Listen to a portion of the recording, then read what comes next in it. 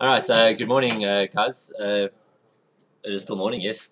What we're going to be doing is we're just going to be doing the sequencing of the design document.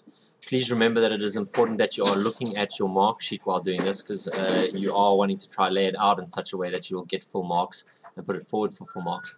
So if you take a look at your mark sheet and the design document, your sequencing for full marks, sequencing is broken down into sections that cover all aspects of program functions and features that you mention in your specification document. Flow is clear, well represented, and easy to understand, and no logical gaps. So now if we go back to our example that we're working through, so inside your guys' M2018 folder, Pat step by step, and we go into that system design document that we've been doing together, you'll see that I worked with the UE and the design first and that kind of stuff, because for me, our design, it probably wasn't the greatest order. You can also just work with going with your flow first, like what's happening when and whatnot. So now we're doing our what was it called? We're now doing our sequencing. Please make sure you've labeled it quite clearly, and I'd suggest later on I would cut and paste this so that it goes in the order that the mark sheet does. So later on I'll make sure that it goes first, it gives me the user interface, then the sequencing, then the class design. I've done this now afterwards. Yes. I've now done this afterwards, but yeah. So it's firstly I've got to break it into sections. So if I look at my program and the user interface that I've designed, I can already identify it into a couple of different sections. My one section is the administrator section, which is your add the question, add topics. So your just general phase. The other question would be to generate the actual crossword. Now, I'm going to, so those are the main sort of sections that I've broken mine into. So sequencing, I'm going to break it up into the add questions, add topics. This sort of sequencing is quite easy to generate a crossword. Now, I can even break it up into startup, because when I first run the program, I'll need to do certain things. So let's take a look at this one by one, and we can work with it. You can represent this how you want on the flow, logical flow of happening. I'm going to be playing around with this as I want to. I'm not actually haven't figured out exactly how I'm going to do this, but I'm going to start off by creating a. When we start up, this frame is going to be loaded. So upon startup, what do I need? If I go back to my GUI, and on startup, I need the topics to be loaded and added into here. So that's an action that needs to happen. And I need my frame to actually be loaded. So anything I'm getting from the database is I'm getting from there. You'll notice that in the mark sheet it says their sequencing is broken down into all aspects and the flow is clear and easy to see. So on startup, yep, this is quite fun going through all these stuff. So on startup, I am going to load my home GUI screen. We are then also going to initialize, so let's just make this into heading 2. So step 1, we load. So we can even look at it. When we will run it, our home GUI screen components will be loaded. Initialized is a better term. So home GUI screens are going to be initialized. The topics, I will then also need to create an instance,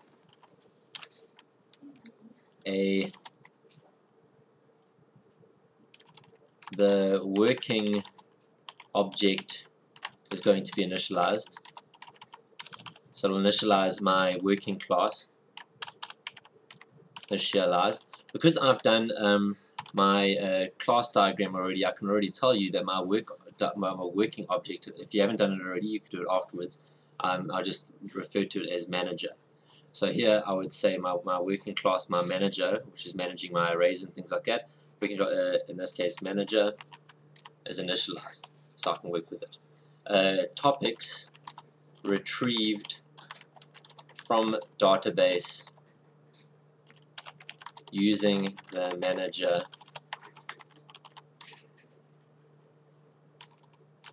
the chain manager,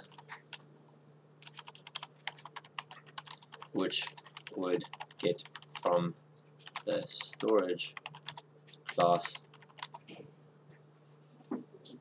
and then add. Okay, so basically I'm saying here, topics retrieved from the database. I'll put it as a sub point. Use manager, which would use the storage class,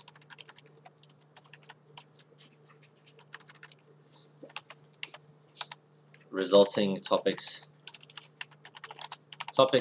added into the combo box for topics. Okay, so that would be on my startup. When I load my game, this is what will need to happen. That's all I actually need to get this screen working. So if you look at my home screen, this is what my loading screen would look like. I don't have to initialize anything else yet because I don't know what I'm going to do. I'm not generating a crossword. I'm not going to run add questions. I'm not running that. So now sequencing, so startup is working. Now the next thing is the add questions. So here I'm going to say when user opens application, and here add questions when user clicks the add questions button on the home screen. So I'm saying what will happen when, so I'm just planning what should take place in the eventuality of this.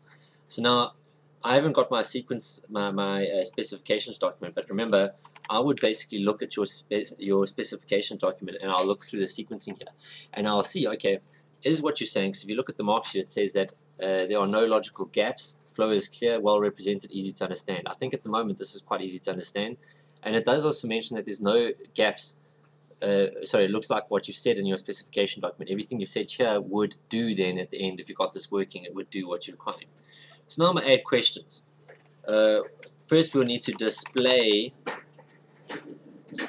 the user input, display the frame add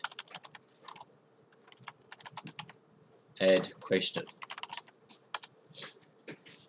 When user clicks add, then what we would need to do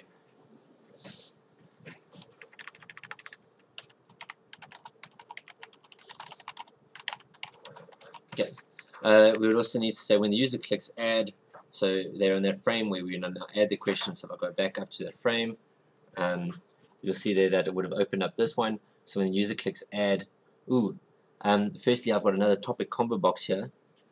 What I would do is I would need to sort of mention that down here because I haven't indicated that it has been loaded into.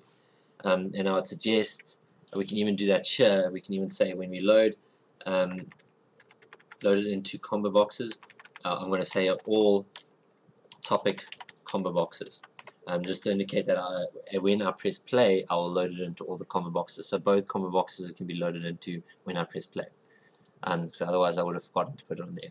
So when the user clicks add, you'll need to then retrieve information user has inputted into GUI components, send to the manager instance to add to the database.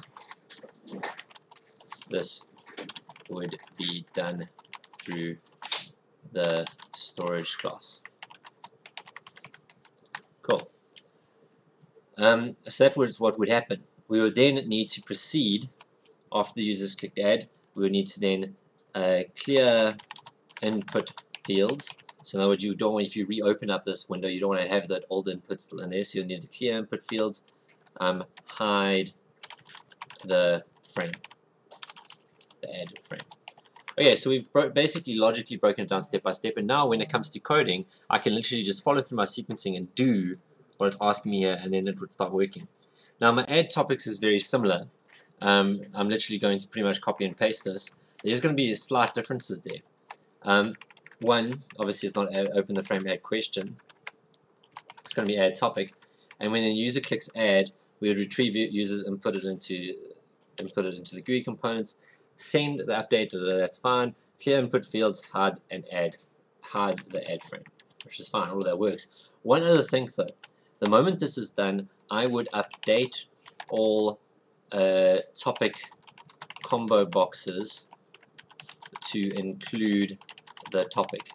So if we go back to our GUI, so we take a look at this, the moment I go add topic, so when I click this add topic, this combo box which has a list of the topics in my FRM add question should be updated to include that new topic, as well as in this one here.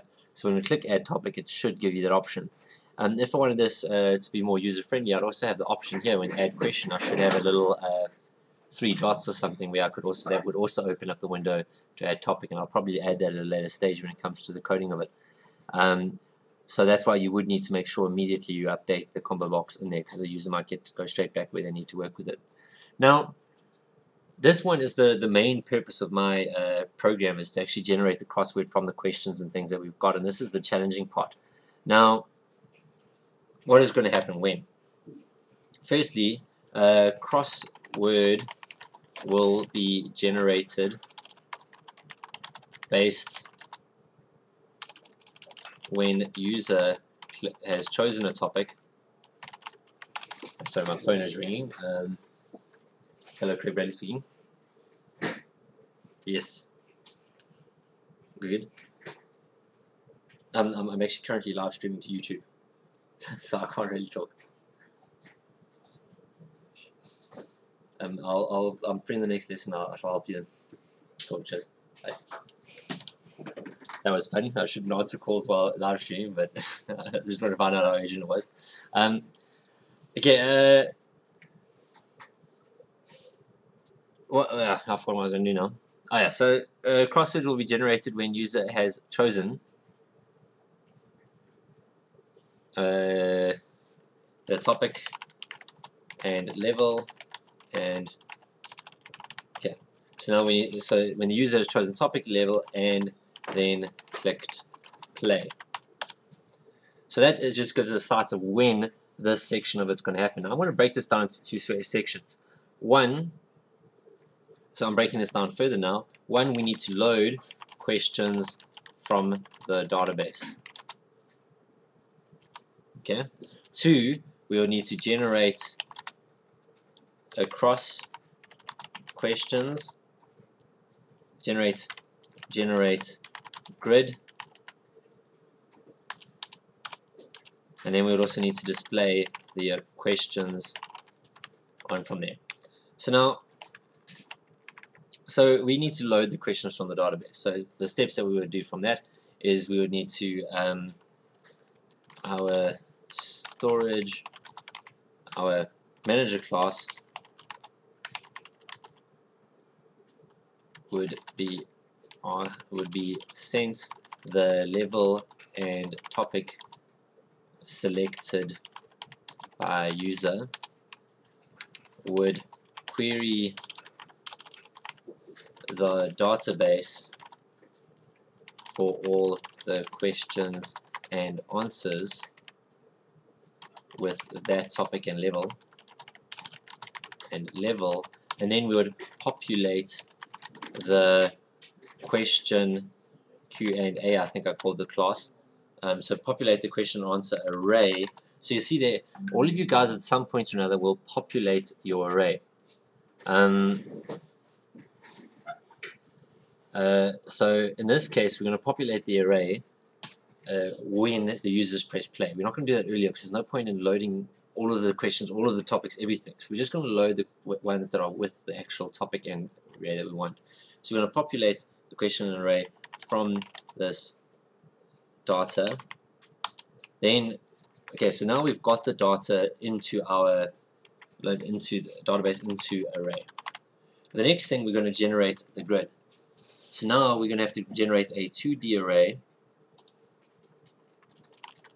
Create a 2D array that would optimize a crossword based on the answers needed. In this case, questions would be separated into the across and down questions.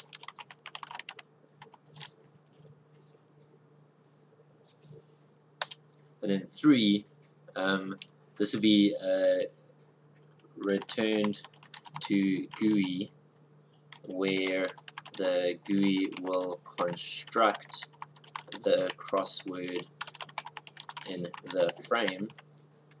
And now to display the questions we'd also just have to then also get working class queried for across questions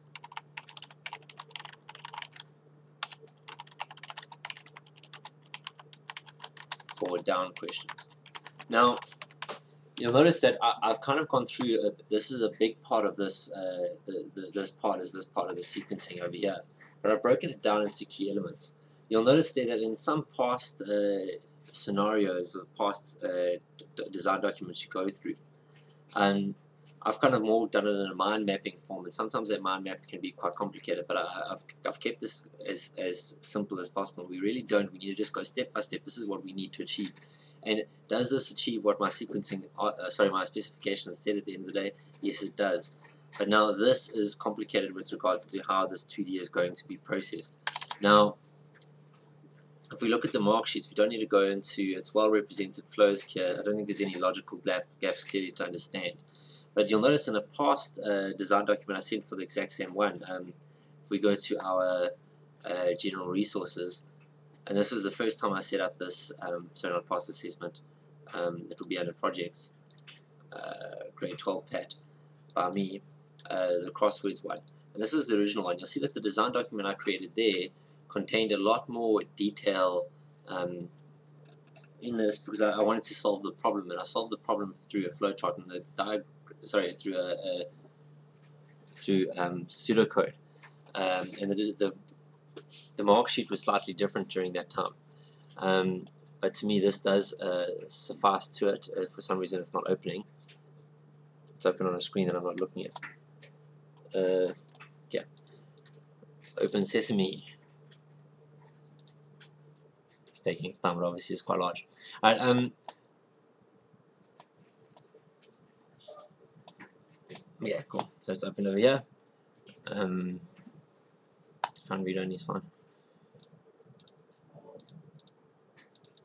Come on.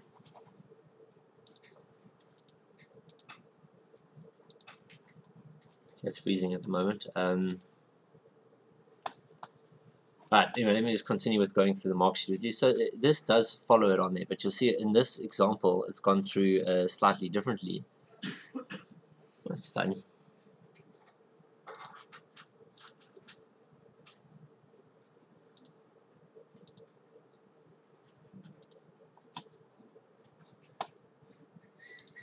Alright,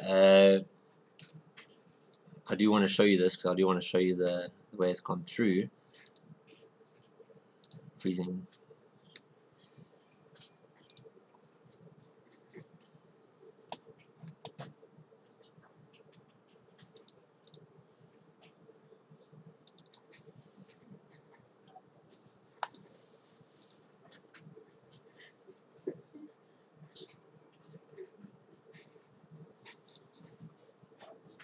Okay, I'm trying to see if I can't figure out why or anything else I can close to sort of get this thing to sort of. Hope I saved regularly, because otherwise it's going to be lost here. I'm trying to restart the Word document, so we'll see how early I saved. Word is restarting.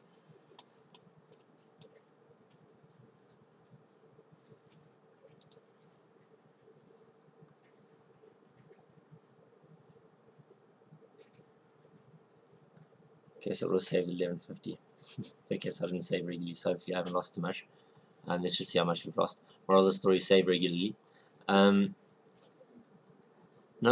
I lost all of the generated crosswords. Okay, I'm not going to redo that from scratch now. But note to future self: save regularly. Let's just try to open up this design document now. Okay. Now you'll notice there, if I go further down to the way I've done the sequencing here, So the UE has been worked out. I actually wrote there just an overall thing. Okay, I've got the form help, where to add the help. I actually haven't indicated help here. I should have a help section on my GUI. I haven't put that there. That should be there, so my bad on that. And you'll see I've got there the fact that I need a 2D puzzle grid and how it would work through the array there. So I decided to go from this channel just to sort of try to get the display there, and I broke it down into pseudocode, which was from there. Now this is to add answers to the grid, meaning that it would place all my answers in an optimized grid as well as place them into the structure that we've got here in the best possible way. I created a whole pseudocode on how to achieve that, and this is just purely will help me later with code. So if there's a section that you think you just want to work out in your head, you can. There shouldn't be a semicolons here in pseudocode, so bad me. And this the proper convention, I think, or at least the one that they were indicating during the conference, is to actually put an arrow there to show instead of equals. It's my fault on that, but you'll see that the pseudocode isn't how to break that down, but you guys just didn't have to do what I had done, which is now lost. I'm gutted. Anyway, yeah, let's see what happens with this. I'm not going to override this one just in case there's some other stuff in there. Yep, enjoy your day. This is the end of this broadcast. Remember to save regularly.